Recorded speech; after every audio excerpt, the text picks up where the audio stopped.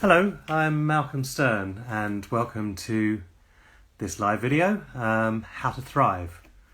And I've left comments on because I'd really like to respond to comments as well. So, yes, I can see little things here like wave, so I'm waving. And a few of you are joining, that's fantastic. So I'm going to talk a little bit this morning about my book, Slay Your Dragons with Compassion, 10 Ways to Thrive Even When It Feels Impossible. And that's a really interesting thing to look at, that mostly when we have difficulties, and at the moment I've just been speaking to a friend and he said, I said, how are you? He said, I'm not top of my game. And I said, well, if you said you were top of your game in this period, I'd say that was pretty nuts. So actually, we were looking at what's happening to us during this time, and actually we can thrive during this time. So I've written this book, Slay Your Dragons with Compassion, based on a personal tragedy where my eldest daughter committed suicide, and I realised after some time, it takes quite a while when these things happen, that I'd actually gathered together quite a good skill set that was keeping me buoyant during a time when a lot of people I knew who had been in similar circumstances had actually fallen to pieces.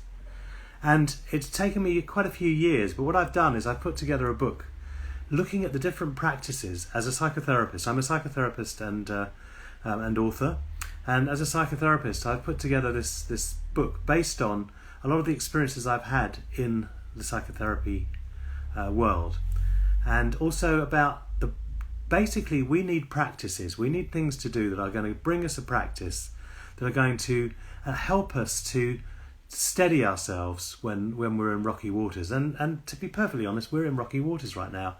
You know, as human beings, we're in rocky waters.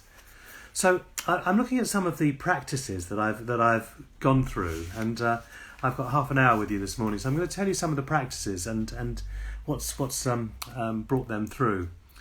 The first is following your radar, and for most of us we think we've got 5 senses, even though we think we know we've got 6 senses, but we rarely activate our 6th sense. And our 6th sense is the part of us that actually is intuitive, instinctive and knows, and doesn't go through the intellect, it bypasses the intellect. And then how do we develop that radar?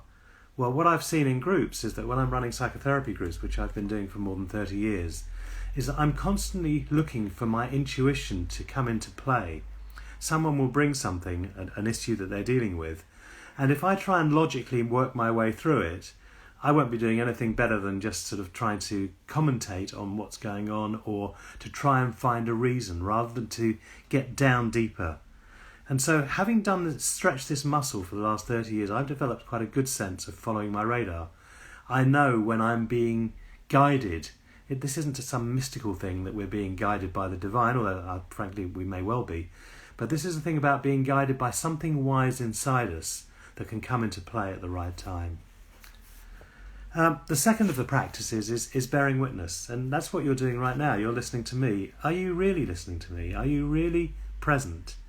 And there's a real practice about being present with people. So we could be with someone and we could sort of be thinking, I wonder what I'm going to do tonight, and must remember to do that later, and we lose something of our presence. And for me there's a powerful practice, which you could practice right now. Are you really willing to be with me in this space right here, right now?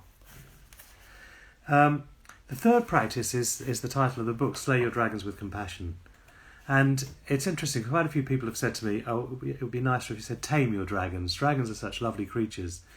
But there is something about that we have patterns that really needed to be uprooted. It's a bit like taking out weeds from a garden. We really need to root out our patterns. And in rooting out our patterns, what we find is that those patterns can sometimes change. And I have 2 golden rules in Slay Your Dragons with Compassion. And this is about both how we are with ourselves and how we are with others. And the golden rules are, one is you always speak your truth. You tell the truth, you tell it like it is. But the second is you never hurt another more than is necessary. So it's very easy to think, well, I never want to hurt another. And my mother was like that. She would tell what she called white lies. But actually, in not hurting another, we end up becoming untrustworthy. So, for example, on a very simple basis, you're your partner might say to you, how do you like what I'm dressed in this evening? And actually you hate it, but you want to be nice, so you'll say, oh yeah, it looks lovely. But there's a lack of authenticity and there's a lack of transmission of that statement. You also don't want to say, you look like a pile of rubbish. So there's ways of saying these things with compassion that make you trustworthy as a person. And I notice with my friends that if I'm going to have deep and real friendships, I'm going to have real dialogue where I'm going to say the things that are sometimes difficult to say, but I'm going to speak my truth to those people. And can I slay my dragons with compassion? Well, it's a practice, you see, and all these things are practices. I would like to be able to ongoingly and constantly say what's real for me. I'd like to have genuine dialogue with people. So the next of my practices is let your relationships educate you. Now, we all have relationships, whether they be relationships with a significant other, we have friendships, we have work relationships, whatever it is. And it's very easy to take those relationships for granted. I've always said that any fool can fall in love. You know, it's like it doesn't take any skills. You meet someone and then you experience what I call a temporary lifting of critical faculties.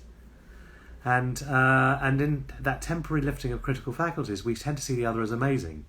However, inevitably, what happens at some point in time is that we start to get down to the difficulties that each of us, the normal neuroses that we each have in relationships. And then we can often tend to think, oh, well, this relationship isn't what I thought it was. I better get out. And very often we look to dump the old and find the new because we don't want to face what's there in relationships. But I think relationships are a fantastic way of actually really confronting yourself. And one of those is actually to risk and to dare being vulnerable with others. And I'm just going to practice some of these things like waving at people. And there we go. And yeah, so one of the things we can experience in a relationship is the willingness to be vulnerable, is to show ourselves vulnerably. And I've often said that no matter who I've been with, whichever relationship I've had in my life, if I've dared to show what's really going on for me without trying to blame the other or to come up with some logical explanation for things that are difficult, then I've got the possibility and the opportunity to show myself, to take off my arm ring with the risk that I'll be hurt. But if we never risk being hurt, we never really risk having decent relationships. The next practice is the ricochet effect, and we're all going to be ricocheted at times. And what that means is that, say for example, you think you're in a perfectly great space and your friend is talking to you and they tell you about a difficulty they're going through, and you suddenly go, oh my God, that reminds me of ... That's the ricochet effect. And we're a whole mix of things. You know, we're never absolutely fine. I distrust the people who are always fine, who are always happy, who are always positive. The next is allowing your suffering to transform you. And for all of us, we have difficulty. We're going to suffer in this life. It's a part of the curriculum on planet Earth that there is suffering that's involved. And the Buddhists name this very well. They say that all desire is suffering. If we want things to be other than what they are, we're going to suffer when they are what they are. And that could be in a small way. We get a disappointment of not being able to go out. For a lot of people during this lockdown period, it's the suffering at not being able to carve out our future, to know that in a month's time we're going to go away, or that we're going to be able to get involved with that work project again because it may not even be there. So there's something about coming to terms with what is rather than we want to be, and daring to face some of the suffering. I was speaking to a friend earlier this morning, and she was talking about a relationship that had finished and that she's feeling really depressed. And I said, you're not depressed, you're grieving. And actually, if you really allow the grieving to be a part of where you're at, then you stop feeling like there's something wrong. There's nothing wrong. When we have difficult times, we have to actually grieve them. I mean, that's part of the whole nature of being a human being, that we are going to suffer, but we're going to find ways of dealing with it. Which brings me to my next, and one of the most important practices that I know in my life, and one that has really supported me through difficult times, which is create a Sangha. Now, Sangha, S-A-N-G-H-A, is a Buddhist term, as you might gather from some of what I've said, I'm very influenced by Buddhism, which I don't see as a religion. I see it as a philosophy, and a philosophy that makes a lot of sense to me. So create a Sangha means creating a community of like-minded others. It means that you've got people in your life with whom you can really share something of who you are, and who are going to meet you for who you are. So I was chatting to someone a few days ago, and they were having a really difficult time with a relationship, and I said, well, have you spoken to so-and-so about it? And they said, no, because so-and-so always gets really angry and they don't really hear me. And I thought that was really interesting, that the other person they were talking about was someone who they feel really close to, but actually in this instance where they needed to have a sort of something that was honest and reflective and still compassionate, that they turned to me. I was very touched that this person turned to me. The next is finding your purpose. Now that may not be the big purpose, I want to be Prime Minister, I want to sort of fly to the moon or something big like that. It can be quite small, and one of the things I wrote about in my book was I used to go regularly on the bus from Regent's Park, and I used to go on this bus to work, and back in the days when I was an estate agent a long time ago, and the bus conductor who was often on this bus would bring such a sense of joy. He would uplift the passengers. He was like a one-man comedy routine. We don't have bus conductors anymore, but he was amazing. And people would step off the bus with a lightness in their step and a smile on their faces. And I felt like he had really found his purpose. And I used to call him Buddha on the buses. He had really found his purpose in bringing happiness to others. The ninth practice is breaking the spell. Now, this is something that's actually really interesting. We get conditioned in our lives, and when we're young, we can get conditioned very easily. So one of the things I've written about in the book is my mother's favourite mantra, her favourite motto was, hope for the best and expect the worst. And I'm always, no matter what I'm doing, I used to, and I'm working with it now, I used to always think, oh, well, when's this going to crash? Oh, this can't last, it's too good. And, oh, I hope this happens, but probably it won't. And I would always dampen any expectations. This is not a healthy way of being. We may get a spell broken where we're saying to where our doctor says to us, you've got 6 months to live. And immediately a spell has been cast on us. And that spell says, you're on the run-in now to death. And it's very difficult to find something in you that will push against that and break that spell. Maybe you're in a relationship and your partner says to you, you're a selfish so-and-so. And you may go, oh God, am I selfish? And suddenly you're imprinted with that spell that you're a selfish human being. And often this stuff comes from very early in our childhood. So when we track it and we root it down and we come to terms with it, we can start trying to change some of that as well. And the last of the practices is befriend death. And death is an inevitable part of life, and you can either go, oh God, it's so depressing, and keep it out of sight. And we do, as a society, keep death out of sight. How many of us have seen a dead body? Very few of us. Maybe in their coffin, perhaps. But we don't tend to see death and understand death and even embrace it and come to terms with it. And I've had to do that with my daughter to make sense of what had happened when she took her own life. But also I've been part of a death group which I formed about 7 or 8 years ago.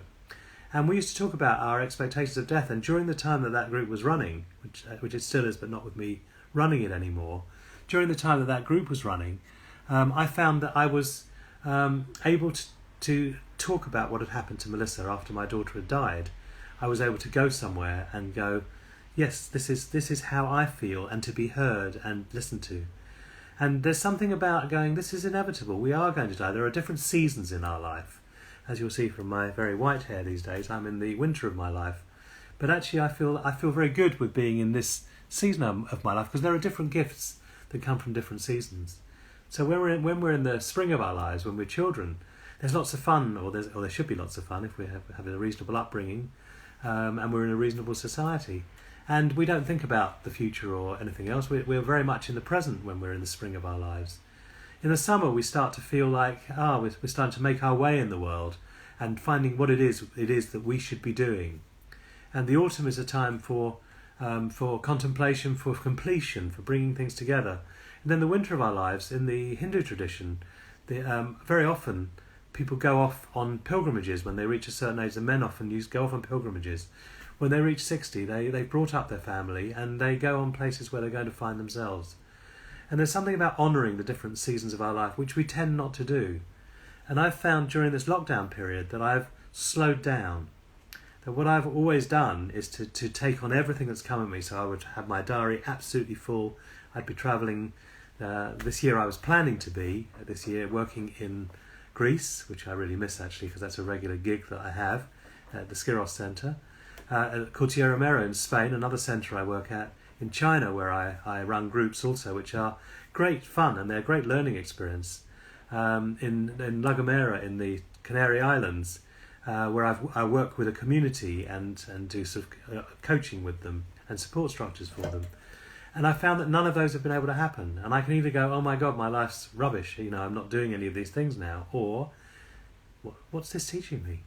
And actually what I find this adversity, this lockdown, this wind down is teaching me is how to slow down and how to value nature more. And one of my practices during this period has been to make sure I do my 10,000 step walk every day. And I really enjoy walking in nature. I really enjoy looking at the trees, slowing down, looking at the birds, watching wildlife, watching the way the wind rustles through things. And so there are little things that I'd never really taken on before that have come to me during this period. The other thing I've looked at in how to deal with suffering, how to deal with difficulties in our life, is to find a creative outlet. And for me, the creative outlet that I was using during this period was the writing of this book. And I wrote it obviously with Ben Crabe. So Ben is a friend of mine, and Ben's an editor and a publisher, and so he helped me structure the book and was very faithful to my words as he helped me write it as well.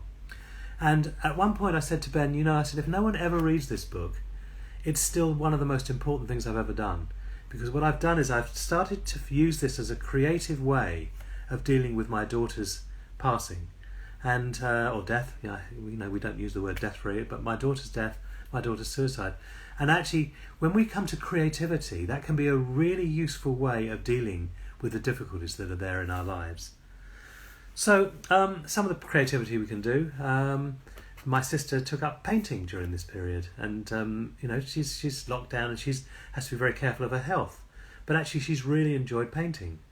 I've taken up baking bread, which I've never done in my life before, but I've been baking sourdough bread, and it's a slow, loving pursuit. It reminds me, I've got to put a loaf on in a little while as well. But it's really a slow, loving pursuit to cook differently. I've been taking my time cooking, making sure that I do a lot more home cooking. I used to go out for meals all the time, but actually I really enjoy the creation of good quality food for myself as well. So we can all have different ways of being creative, and if we look at breaking the spell, one of the things that came up during that is one of my ex-girlfriends is a fantastic singer and singing teacher, and she has been working with people who were told at some point in time, you don't know how to sing, or mime at the back because your voice is horrible.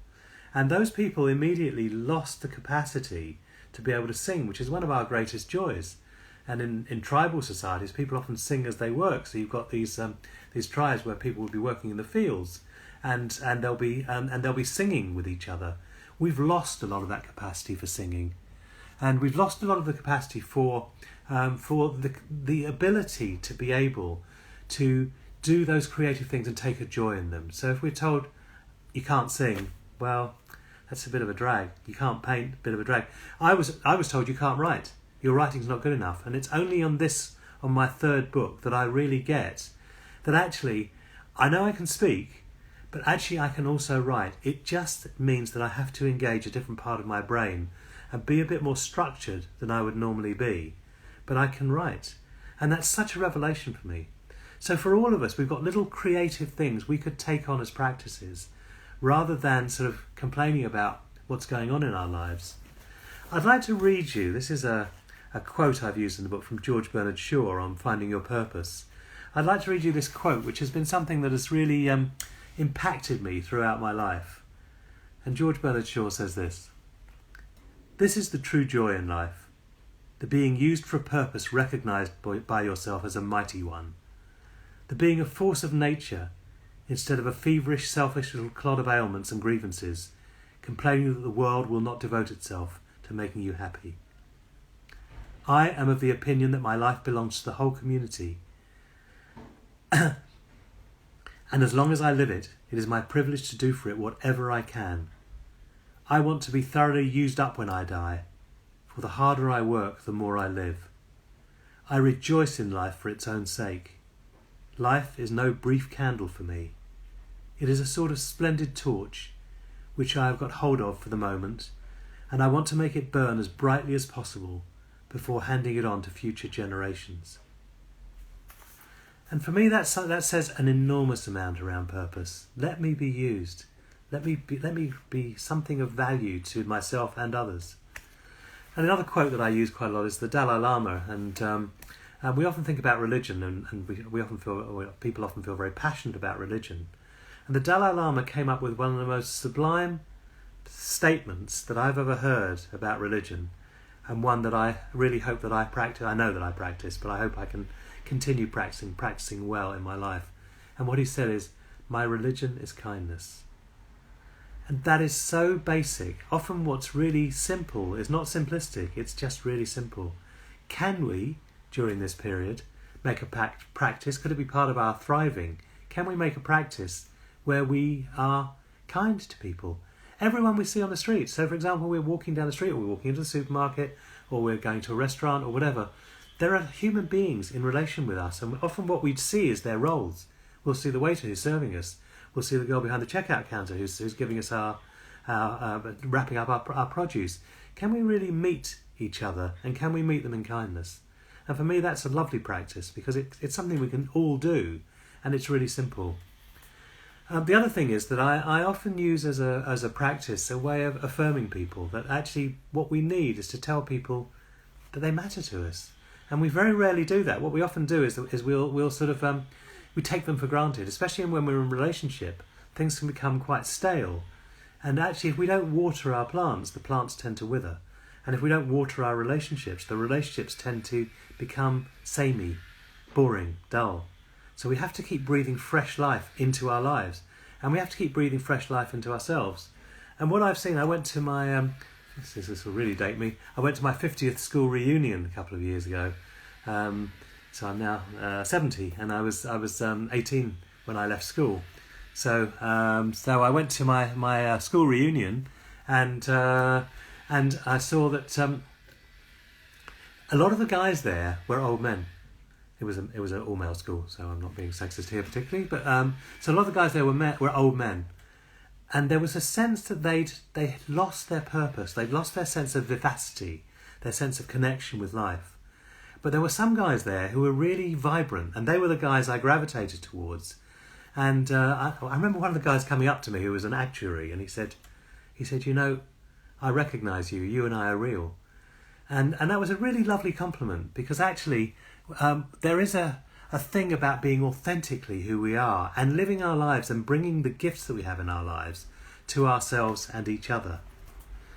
So I don't know if there are any questions, because I actually can't see any question sheet. So maybe there are and maybe there aren't, but I'm not going to fiddle with the controls too much. So I really apologise to you if there are any comments that I'm not answering. And if there are, then maybe there aren't anyway. But so I'm going to read you a couple more quotes that I've got in my book, because I think there's some lovely wisdom that comes from some of the wise people in our environments, and those wise people are rarely politicians, and they're rarely celebrities. Oh, they can be celebrities, but they're often people who have really found something in themselves. And one of the quotes that really helped me through my period of struggle was written by Michael Meade, who's an anthropologist, and he was very influential in the men's group movement. And he says this: "To become equal to the dream sown within us, our heart must break open, and usually must break open more than once. That's why they say the only heart worth having is a broken heart. For only in breaking can it open fully and reveal what is hidden within." And for me, this book is about a journey towards what's hidden within. We are a treasure house of amazing human beingness, and very often we get locked in our, when I quoted George Bernard Shaw earlier, in our little ailments and grievances. But we're actually a treasure house, and that treasure can be broken through to. So I like to listen to inspiring music. I like to listen to people like Eckhart Tolle, who really lift my spirits and really bring me to something as well. I like to listen to people who have wisdom. I'm interested in being a recipient of wisdom. But sometimes, and I know that one of my greatest heroes, and those who know me well, which won't be many of you here, but those who know me well know my love for Leonard Cohen. And for me, Leonard Cohen was one of the great wise men. And if you're not a fan of his, and often the young people won't necessarily be, he wrote the most exquisite words. And I was touched by the beauty of his melodies coupled with the exquisiteness of his words. And for me, he was a wise man as a minstrel. He was another way of demonstrating that wisdom. So I'm going to finish in a minute, but I would like to give you another quote. Well, actually, I'm going to give you two more quotes. I'd like to give you a quote from Rainer Maria Rilke, which also is in my book under the Let Your Relationships Educate You chapter. And it says this. It says, "For one human being to love another, that is perhaps the most difficult of all our tasks. The work for which all other work is but preparation." And I'm going to give you one quote to finish.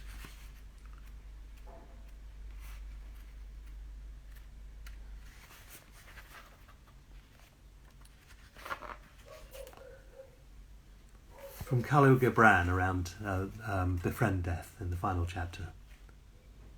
"If you will indeed behold the spirit of death, open your heart wide unto the body of life. For life and death are one, even as the river and the sea are one."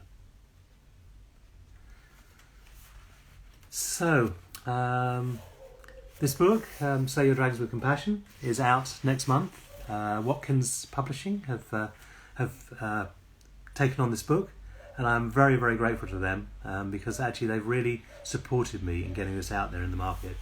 And I've had quotes from a wide variety of people. Elizabeth Gilbert, who wrote Eat, Pray, Love, says that Malcolm Stern has a beautiful, harrowing story to tell here, a story of loss, suffering, resilience and grace. His response to the dreadful pain that life dealt him has been one of curiosity and expansion, rather than despair and a closing down of the self. What he models in Slay Your Dragons with Compassion is a practical yet infinitely humane method of saving your own life from the darkness. This book is an inspiration. In addition, I've had quotes from Craig David, who's a lovely man, musician. Of course, most of you will know him.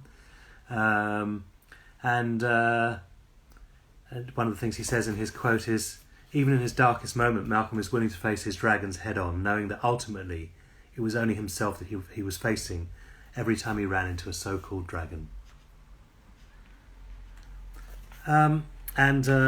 The last quote I'll give you on this is from Eckhart Tolle, who wrote The Power of Now, and I was very grateful to have his quote on here. He says, "Malcolm's invaluable book shows how unconditional acceptance and the power of awareness can help transcend suffering and bring about redemption and healing." So I'd like to thank you all very much for being with me this morning. It's really been I've never done Instagram Live before, and I'd really, really like to thank Maddie, who instructed me how to do this, because technology is sort of like, I'm having to stay abreast with it, but I'm struggling with doing that as well. So I'd like to thank you all very much for being here, and just to say how special it's been to speak to you and to embrace the new skill as well, that the skill of doing Instagram Live. And people keep telling me you've got to do Instagram, so maybe this is my start. So this is my practice of this, and I hope to see some of you sometime, and hope that some of you will get to buy this book and to enjoy it. It certainly is, I think, the best thing I've ever done. So many thanks to you, and may your lives be blessed, uplifted and joyful. Ciao.